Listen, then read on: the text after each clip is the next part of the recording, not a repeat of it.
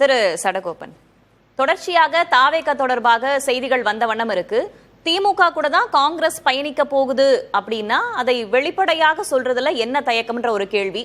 2026 சட்டமன்ற தேர்தலை எதிர்கொள்ள காங்கிரஸ் என்ன வியூகம் வச்சிருக்காங்க, எந்த பாதையில பயணிக்க போறாங்க?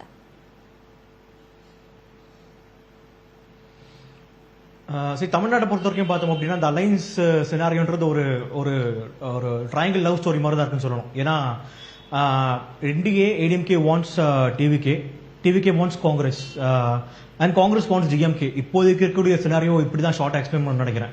ஏன்னா ஏற்கனவே தேவையான அளவுக்கு லட்சுமி மேம் சொல்லிட்டாங்க. 3 காரணங்கள். ஒன்னு வந்து எலக்டோரல் காங்கிரஸ்க்கு கிடைக்கக்கூடிய விக்டரி வந்து ஒரு நியூமரிக்கலாவும் சரி வேற எந்த அலைன்ஸ்லயும் கிடைக்காது. ஏன்னா டிவிகே ஸ்டில் அன்டெஸ்டட்.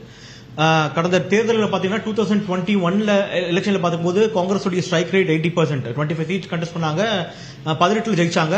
2024 லோக்சபா எலெக்ஷன்ல பாத்தீங்கன்னா 100% ஸ்ட்ரைக் ரேட். சோ தேசிய அளவில் வேற எங்கேயுமே இல்லாத ஒரு கான்பிடன்ஸ் வந்து காங்கிரஸ் வந்து தமிழ்நாடு கொடுக்குது. அதனால வந்து நேஷனல் லெவலில் அந்த ரிஸ்க் எடுக்க மாட்டாங்க. செகண்ட் ஃபேக்டர் வந்து பாத்தீங்க அப்படின்னா இந்த லீனேஜ் இருக்கு, அந்த பாரம்பரியமா பாத்தீங்க அப்படின்னா ஒரு நேச்சுரலான ஒரு அலைன்ஸ் இருக்கு ரெண்டு பேருக்கும் ஐடியாலஜிக்கலா.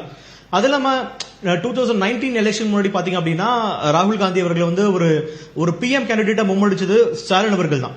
சோ நேஷனல் லெவலில் பாத்தீங்க அப்படின்னா மற்ற இடத்துல இப்ப பாத்தீங்கன்னா த இந்தியா அலைன்ஸ் இஸ் பிரேக்கிங். நீங்க ஆர்ஜேடி அலைன்ஸோட தேர்தலுக்கு க்ளோஸா பாத்தீங்கன்னா எவ்வளவு சிக்கல்கள் ஏற்பட்டது. அதே போல பாத்தீங்கன்னா யூபியில எஸ்பியோட ஒரு விதமான ஒரு இன்னொரு ஃபிரிக்ஷன் தான் இருக்கு. மகாராஷ்டிரால பாத்தீங்கன்னா தாக்கரேஸ் அவங்களோட சண்டை போட்டு இருக்காங்க. என்சிபி இப்போ இணைய போகுது இன்னைக்கு. இந்த மாதிரி பல விஷயங்கள் வந்து அவங்களுக்குள்ளே பிரச்சனை இருக்கும்போது ஒரு கன்சிஸ்டன்டான ஒரு உத்தரவாதம் கொடுக்கக்கூடிய ஒரு அலைன்ஸ் வந்து இங்க டிஎம்கே இருக்கிறதுனால 99 சீட்ஸ் இருக்கு இன்னைக்கு காங்கிரஸ் இருக்கு அப்படின்னா அது காரணம் வந்து இன்னைக்கு டிஎம்கே தான். சோ அதனால கண்டிப்பா அந்த ரிஸ்க் எடுக்க மாட்டாங்க. செகண்ட், நீங்க கேட்ட கேள்வி எப்படின்னா காங்கிரஸ் ஏன் தாமதிக்கிறாங்கன்னு கேள்வி கேட்டீங்க. சோ தேசிய கட்சிகளுக்கு பாத்தீங்கன்னா இப்போ எலெக்ஷனுக்கு முன்னாடி செல்லக்கூடிய நரேட்டிவ்ஸ் எல்லாம் ஒரு பெரிய விஷயமா இருக்காது. ஏன்னா நீங்க இதே மாதிரி பிரச்சனைகள் எல்லா கட்சியிலும் இருக்கு. இப்போ பாஜகலையும் பாத்தீங்க அப்படின்னா நிறைய பிரச்சனைகள் இருக்கு, தமிழ்நாட்டை சார்ந்த பிரச்சனைகள். அடுத்து அண்ணாமலை என்ன பண்ண போறாரு, இன்னும் அலைன்ஸ் சேரலையே அப்படின்ற பிரச்சனைகள் இருக்கு. சோ தேசிய நேஷனல் பாலிட்டிக்ஸ் பொறுத்த வரைக்கும் பாத்தீங்கன்னா they don't worry about what is happening in the media. கடைசியா எடுக்கக்கூடிய முடிவுகள் தான் வந்து முக்கியமான முடிவுகளா இருக்கும். தாவேகாவுடன் கூட்டணி இந்த மாதிரி செய்திகளின் அடிப்படையில வேற வலிமையை கூட்டுகிறதா காங்கிரஸ், கூடுதல் சீட்டு ஒதுக்கணும் அப்படின்னு? சோ அது கண்டிப்பா பண்ணுவாங்க. நீங்க ரீசெண்டா நடந்து முடிஞ்ச பீகார் தேர்தலையும் பாத்தீங்க அப்படின்னா அந்த கூட்டணி பேச்சுவார்த்தை நடந்து முடிஞ்ச பிறகு என்ன சொல்றாருன்னா Congress high command incharge Krishna Allavaru statement கொடுக்கிறாரு. அந்த ஆர்ஜேடியில வந்து தேஜஸ்வி சீஃப் மினிஸ்டரா இருப்பாரு, நாங்க வந்து டிசிஎம் இருக்குன்னு சொல்லிட்டு அவரே வந்து அனௌன்ஸ் பண்றாரு. சோ அவங்களுடைய ஒரு காங்கிரஸ் பார்ட்டிக்கு வந்து அவங்களுடைய பலத்தை காமிக்கிறதுக்கான ஒரு அழுத்தம் கொடுக்கணும் இல்லையா? அதனால கண்டிப்பா இங்க இருக்கக்கூடிய சூழல் திமுக கூட காங்கிரஸ் கூட்டணியில இருக்காங்க. எங்களுக்கு இன்னொரு ஆப்ஷனும் வெளிப்படையா இருக்கு, இன்னொரு ஆப்ஷன் எங்களுக்கு ஓபன்ல இருக்கு அப்படின்றதன் அடிப்படையில வேற வலிமையை கூட்டுவதற்கான வாய்ப்பு இருக்கான்னு கேக்குறேன்.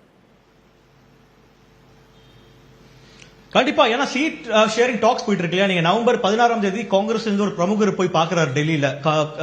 அகில இந்திய காங்கிரஸ் தலைவர் கார்கே பாக்குறாரு. ஒரு 3 நாள் கழிச்சு பாத்தீங்கன்னா அந்த ஐவர் குழு அமைக்கிறாங்க, பேச்சுவார்த்தை குழு.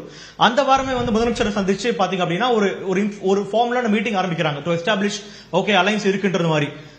தொடர்பா அபிஷியலா எத்தனை சீட்டு கேட்கறாங்கன்ற மாதிரி தகவல் வரல. இருந்தாலும் வந்து மீடியால வந்த தகவல் படி ஒரு 55 இருந்து 60 சீட் கேட்கறாங்கன்னு சொல்லிட்டு தகவல் வந்தது. அது காங்கிரஸ் சீட் பிளான் பண்ணதா சொன்னாங்க. சோ கண்டிப்பா அந்த சினாரியோ இருக்கு. ஏன்னா எந்த கட்சியா இருந்தாலும் அதிகபட்சமான சீட்ல கண்டெஸ்ட் பண்ணவங்க எதிர்பார்ப்பாங்க. சோ லாஸ்ட் டைம் பாத்தீங்கன்னா இந்த சினாரியோ கிடையாது. ஏன்னா அவங்களுக்கு இருந்த ஒரே ஆப்ஷன் வந்து either they should contest alone, அப்படின்னா திமுக போன தவிர ஏடிஎம்கே போறதுக்கான வாய்ப்பே கிடையாது. அப்படி இருக்கும்போது இப்போ அவங்களுக்கு வாய்ப்பு அமைஞ்சிருக்கு. Because TVK is waiting for Congress. So இப்படி இருக்க சினாரியோ வந்து கண்டிப்பா வந்து காங்கிரஸ் அவங்களுடைய என்ன சொல்றது ஒரு டிமாண்ட் இன்க்ரீஸ் பண்ண தான் பாப்பாங்க தவிர தவறாவும் கிடையாது. Politics it's very usual. அதனாலதான் பாத்தீங்கன்னா லாஸ்ட் வீக் கூட கிரீஷ் சோடன்கர் காங்கிரஸ் அகில இந்திய காங்கிரஸ் கமிட்டி இன்சார்ஜ் கூட பாத்தீங்கன்னா ஒரு பேட்டி அடிச்சிருந்தாரு, we want to be the part of the governance சொல்லிட்டு. சோ இந்த மாதிரி தொடர்ந்து அவங்க கொடுத்துட்டு தான் இருப்பாங்களே தவிர high command will intervene only the last moment.